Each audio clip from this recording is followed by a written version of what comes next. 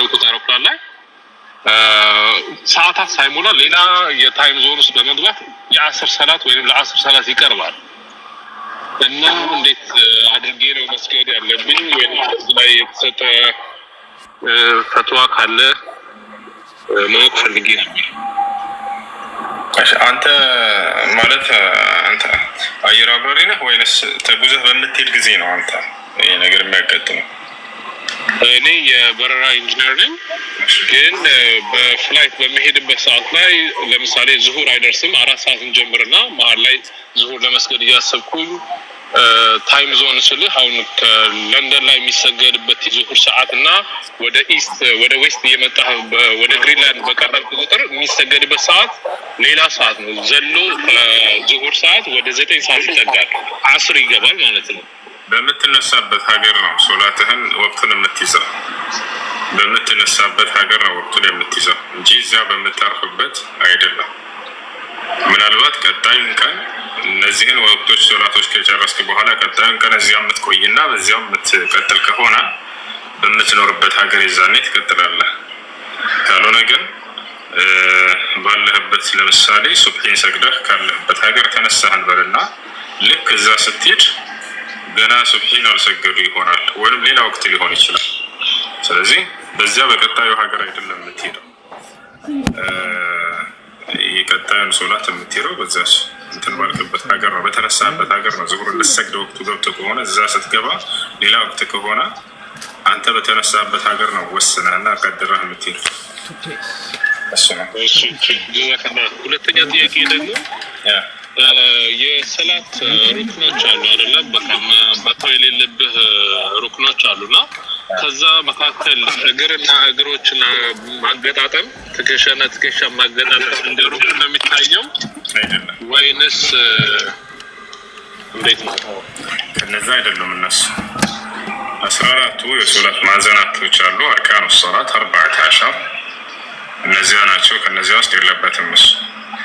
እነዚያን ማድረግ ሶላቱ ውድቅ ያደርገዋል ወይ አያደርገውም? ነቢያችን ሰለላሁ ዐለይሂ ወሰለም በእርግጥ ሐዙ በይነ አልመናኪቢ ወልአቅዳም ይሉ ነበር።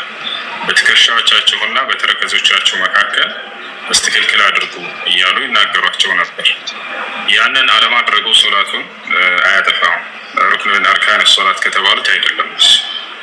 እሺ ጀዛከላህ። ሶስተኛ ጥያቄ ደግሞ ከሰላት በኋላ ይሄ እንኳን ተደጋጋሚ ተጠይቀ ሰልችቶ ሊሆን ይችላል አፍዋን፣ ግን ሶስተኛ ጥያቄ የሚሆነው ከሰላት በኋላ ዱዓ ሲደረግ በጀማ ዱዓ ማድረግ አይቻልም የሚባለውን ትምህርት አውቃለሁ። ግን እኔ ደግሞ ይበልጥ ማወቅ የፈለኩት ረሱል በነበሩበት ጊዜ ሰለላሁ ዐለይሂ ወሰለም ጁማ ኹጥባ ካደረጉ በኋላ ከኹጥባ በኋላ የሚደረግ ዱዓ አለ እና በዛ ሰዓት ላይ ሲደረግ የነበረው ሰሃባዎች አሚን ሲሉ የነበሩት እጃቸውን አንስተው ከረሱል ዱዓ ሲያደርጉ እነሱ አሚን ይላሉ ወይንስ ረሱል ደግሞ ዱዓ ያደረጉት ለብቻቸው ነው? ዱዓ ሲደረግ ነበር ወይ ከሶላቱ ከተጨረሰ በኋላ ነው ወይንስ ሶላቱ ከተጨረሰ? የጁማ ኹጥባ ላይ ጁማ ኹጥባ ላይ የተደረገ ነብያችን ሰለላሁ ዐለይሂ ወሰለም ዱዓ ያደርጉ ነበር። መጨረሻው ላይ አሚን ማለት ይቻላል ወይ? ይቻላል፣ ችግር የለውም። ነገር ግን እሱም አሁን በህብረት ሳይሆን ሁሉም በተናጠል ነው የሚለው። እንዳውም ከጎን ያለውን ሌላውን ሰው ሳይረብሽ ይህ ችግር የለውም። وهذا ما أفتى به العلماء الكبار وعلى رأسهم الشيخ الألباني رحمه الله تعالى وغيرهم من علماء السنة እነዚህ ተጠይቀው ችግር የለውም ብለው ተናግረዋል። ግን ከጎን ያለውን ሰው እንዳይረብሽ። ምክንያቱም ነቢያችን ሰለላሁ ዐለይሂ ወሰለም ሐዲስ ላይ من قال لأخيه يوم الجمعة اسكت والإمام يخطب فقد لغى ومن لغى فليس له جمعة ብለው ስለተናገሩ ስለዚህ ድምፁን ዝቅ አድርገው ከጎን ያለውን ሰው ሳይረብሽ አሚን ማለት ይችላል። አንደኛ እሱ ነው። ሁለተኛ ልጨምርልህ ሌላ ነገር በኹጥባ ላይ የነቢያችን ሰለላሁ ዐለይሂ ወሰለም ስም ቢነሳ የዛኔ ሶላት ማውረድ ይቻላል ወይ? አዎ ይቻላል። ምክንያቱም አላህ ስላዘዘ እሱ። አላህ በቁርአን ላይ ምን ይላል? ያ አዩሃ አለዚነ አመኑ ሰሉ ዐለይሂ ወሰሊሙ ተስሊማ ብሏል። እያችሁ ነቢያችን ሰለላሁ ዐለይሂ ወሰለም ሐዲስ ላይ ብለዋል፣ አድኸሉ ናሲ መን ዚክርቱ ዐንደሁ ፈለዩሰሊ ዐለይሂ። ከሰዎች ሁሉ ስስታም ሰው ነው ማለት የኔ ስም ከእርሱ ዘንድ ተወስዶ ላይ ሶላት ያላወረደ ሰው ነው። ስለዚህ የእርሳቸው ትእዛዝ የአላህ ትእዛዝ ስላለበት ጁምዓ ቀን ኢማሙ ኹጥባ እያደረገ የረሱል ሰለላሁ ዐለይሂ ወሰለም ስም ካነሳ ሶላት ማውረድ አለበት። ቦታቸዋል። ነገር ግን አሁንም ቅድም እንዳልኩት ድምጻችሁን ዝቅ አድርጋችሁ ነው የማይቻለው ምንድነው ከተባለ የጎንዮሽ ወሬ፣ የግል ወሬዎች፣ አንተ ዝም በል፣ አንተ ቀስ በል፣ አንተ ጠጋ በል አይቻልም። አይቻልም። ነቢያችን ሰለላሁ ዐለይሂ ወሰለም እሱን ላይ ከለከሉት እንጂ የአላህና የመልእክተኛው ትእዛዝ ያለባቸው ነገራቶች ከሆኑ እነዚያን ማድረግ ግድ ይላል። ሌላው ነገር እጅ ማንሳት ኢማሙ ዱዓ በሚያደርግ ጊዜ በጁምዓ ቀን ማለት ነው። ይቻላል አይቻልም? የዛኔ ኢማሙ እጁን ካነሳ እናነሳለን፣ ካላነሳ እናነሳለን።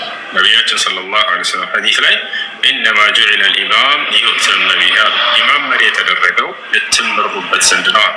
ስለዚህ የዛኔ እጁን ካነሳ እናነሳለን፣ ካላነሳ እናነሳለን። በአብዛኛው ጊዜ ኢማሙ ኹጥባ ሲያደርግ እጁን የሚያነሳው የዝናብ እስቲስቃ ዱዓ በሚያደርግ ጊዜ ነው።